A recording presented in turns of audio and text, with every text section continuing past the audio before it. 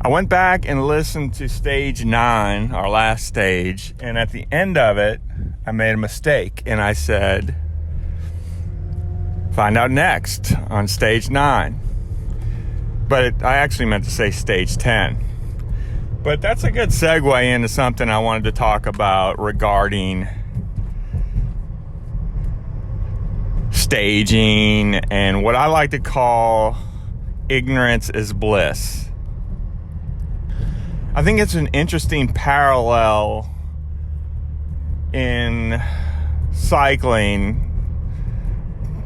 stage races or tours like the Tour de France, the Tour of Italy, the Tour of Spain. Those are the queen stage races. But I think it's interesting that in medical terms and oncology and cancer, there's stages as well. In a stage race, you want to get to the end. You want to get to the final stages. In cancer, you don't. And I can't tell you how many times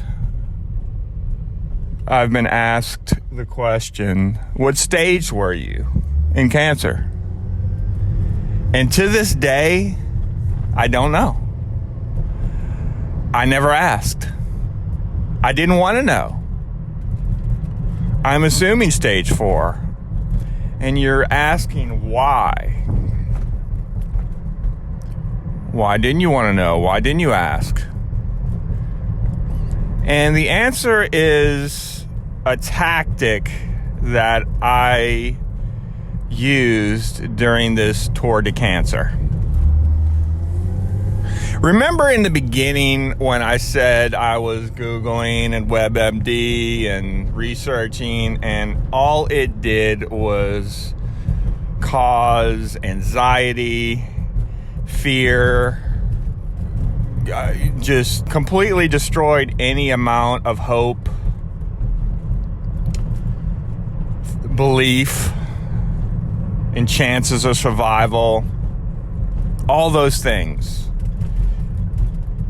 So if you start a race with zero confidence, zero hope, zero belief, you're likely not going to win. And it's not just about winning. It's, once again, I try to stress this, it's about your own personal goals. It could be finishing. It could be getting on the podium, top 3, whatever it is. But one thing it is not is you don't want to quit and you don't want to not finish. A DNF, which means did not finish. You don't want that next to your name at the end of the day on the results page. So I figured out early on I didn't want to know. I didn't want to know what stage I was at. I even told Dr. Portnoy once, I said, don't tell me. I said, if it's bad, don't tell me. And I could tell it really hurt him to hear that, but he said, I have to. And I understand. Some people are different. Some people want to know everything. I am not one of those people. I didn't want to know how impossible of a task this seemed on the surface. Ignorance is bliss. If chances are a Hail Mary pass will not work, and it might be a 2% chance, 4% chance, whatever it is, of a Hail Mary working in football, chances are small. So if you go against the percentages, you won't even give it a shot. If you don't believe that you can do something that others would think was highly unlikely, statistics-wise, percentage-wise, why try?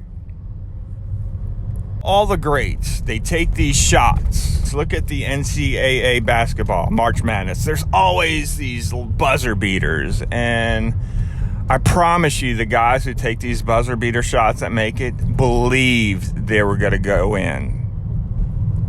Now, I'm not going to go that far. I never had this 110% belief that I was going to recover from cancer and reduce these multiple lesions in my body, in my soft tissue, in my bones, in my lungs.